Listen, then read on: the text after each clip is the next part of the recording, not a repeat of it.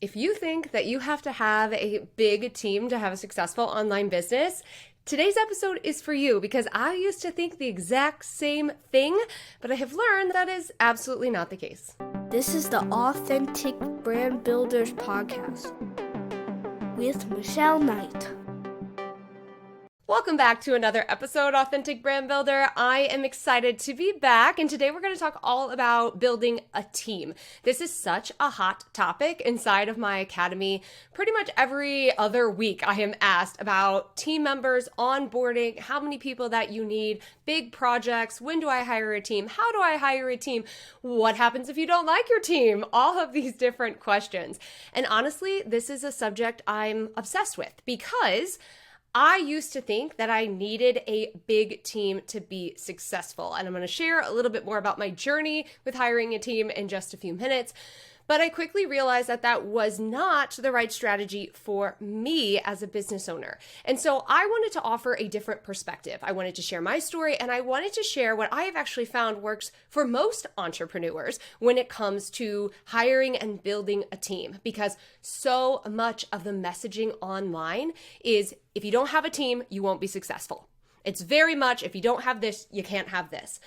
And I take a very different approach. So let's take it on back, shall we? Let's take it back to when I first started my business and I was a solopreneur, like so many of you listening right now, because that was the necessity. I did not have extra money to pay someone when I was trying to simply pay myself. And I've kind of always taken that approach. I am the one dedicating most of the time to the business. I am the one creatively thinking about the business. It is my business. It is also providing for my family. So bare bones, I have to be able to provide for myself. I have to be able to pay myself.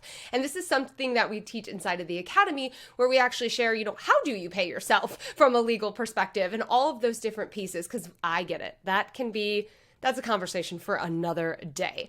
But in the beginning, I was not working with anyone. And then as I started to take on more aspects of my marketing, I started to inquire about hiring a team. And pretty much everyone was telling me to hire a team for admin work. So think scheduling clients, sending contracts, all of these different pieces.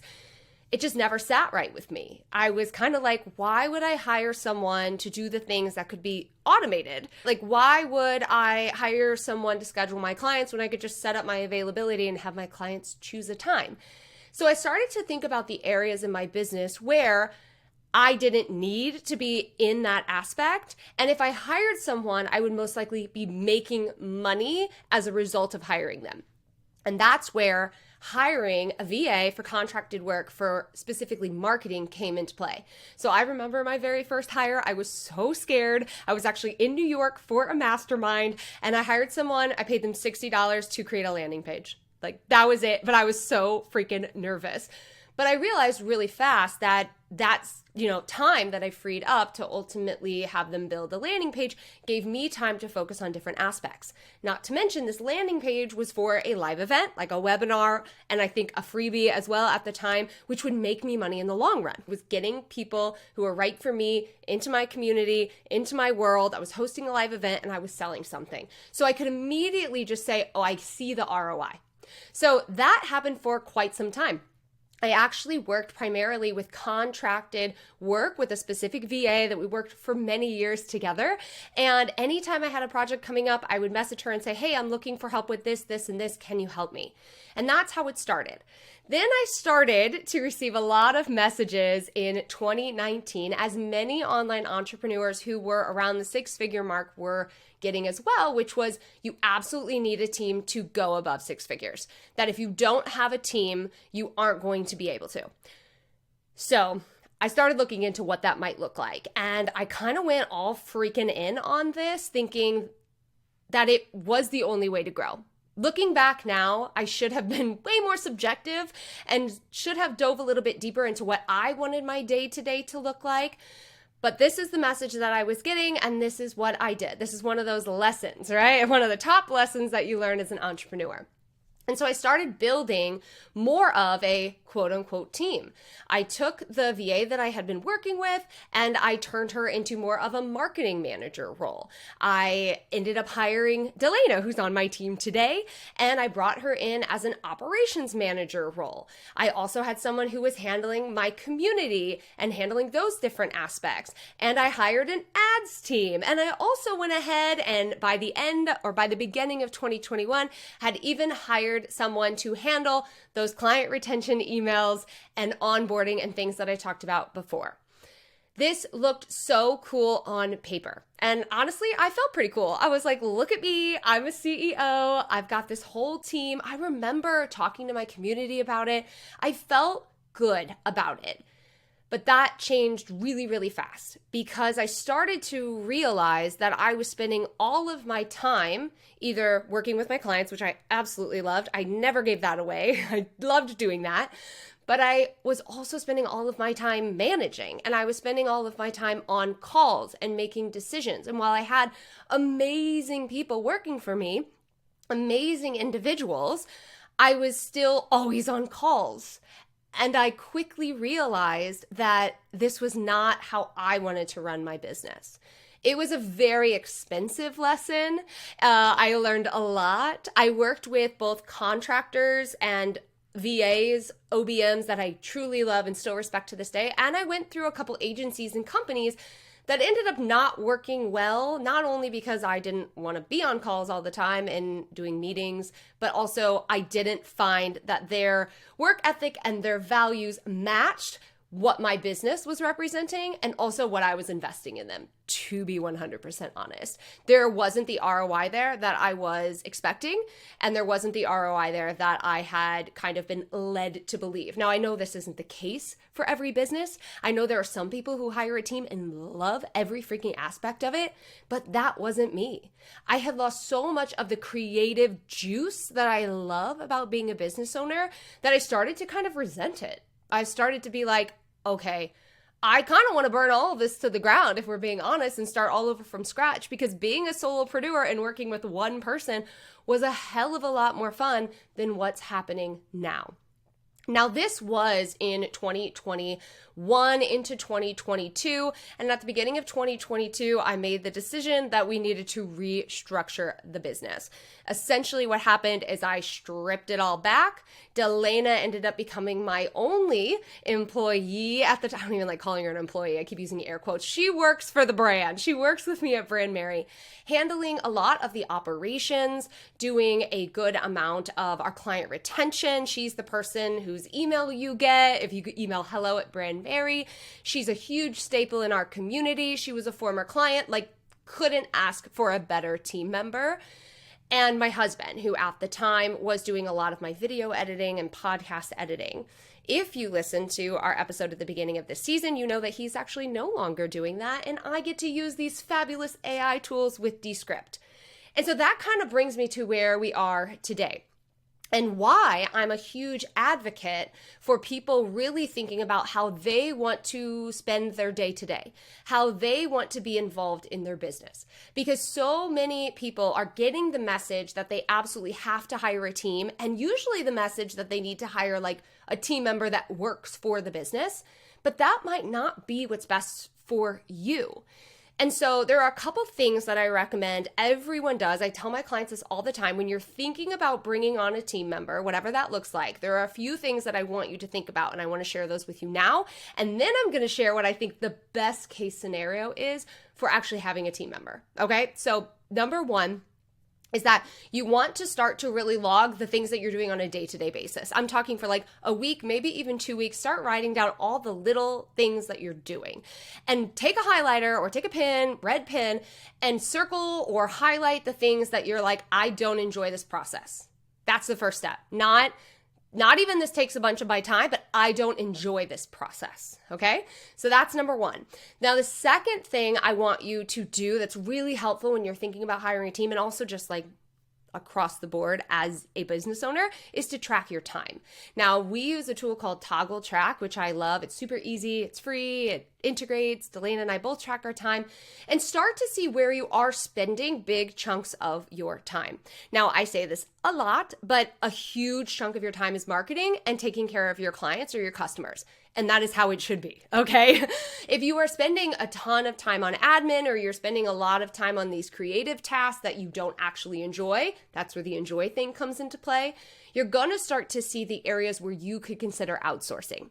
Now, there is that mix because I might spend a lot of time making a graphic, but I love the process of making a graphic.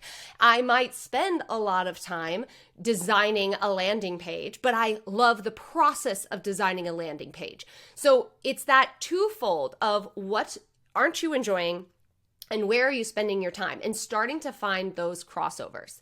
Now, the next thing that you're going to do when you look at that list is you're going to say, now, is there a tool that I could use to save me time?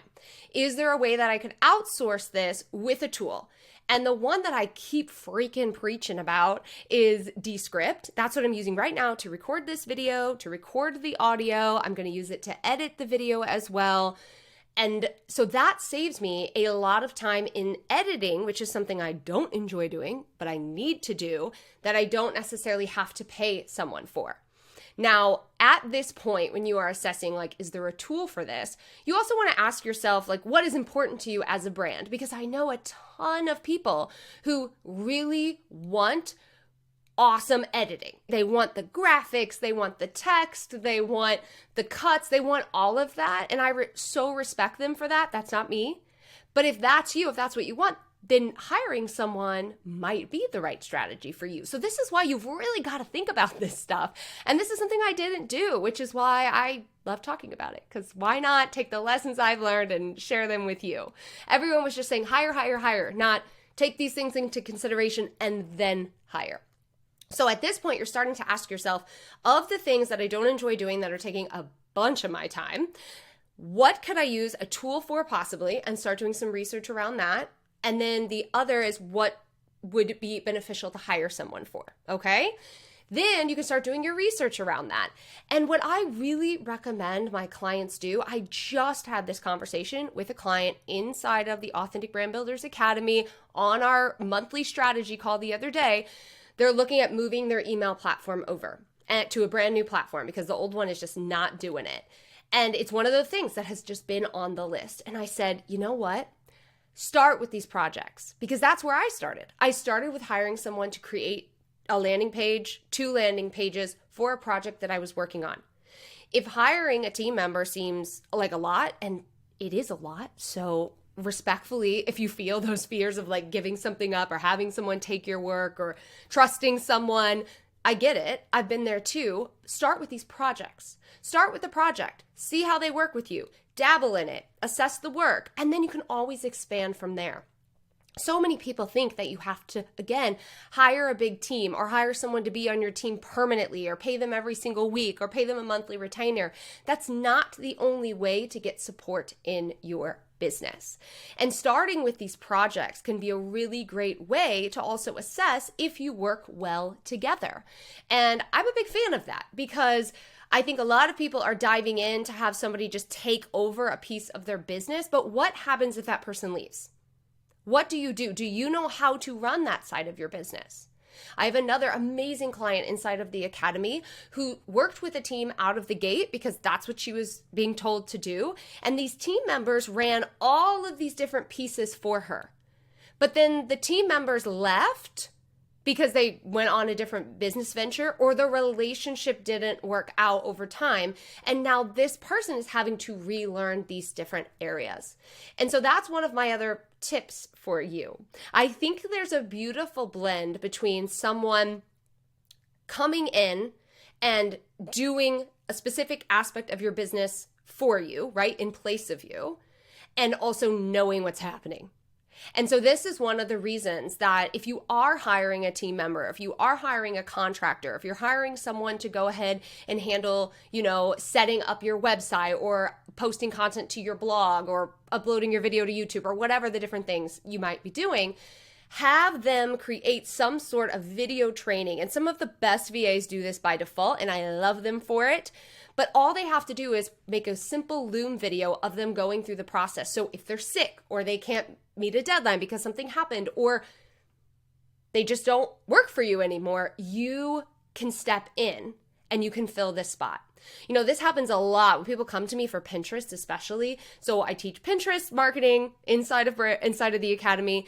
And one of the things that happens is a lot of people have started working with a Pinterest manager right out of the gate. They're like, I want to be on Pinterest and I'm going to hire a Pinterest manager to do it.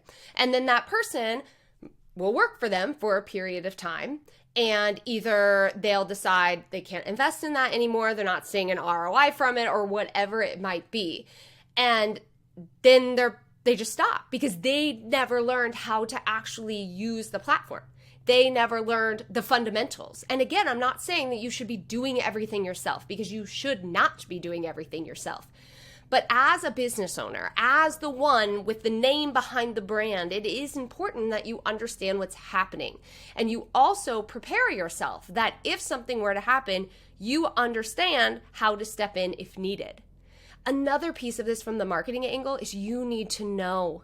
You really need to know, what are the markers? What works? What doesn't work? And it doesn't need to consume your whole life, but how do you know if something is working from an analytics perspective if you don't actually understand what the fundamentals are? This is why I really empower my clients inside of the academy, even if they're working with a team, because I have so many members who work with managers, marketing managers, things like that. I tell them, go through the training, go through it. Understand the fundamentals of the platform, understand what you're looking for, understand the schedule, understand these different things.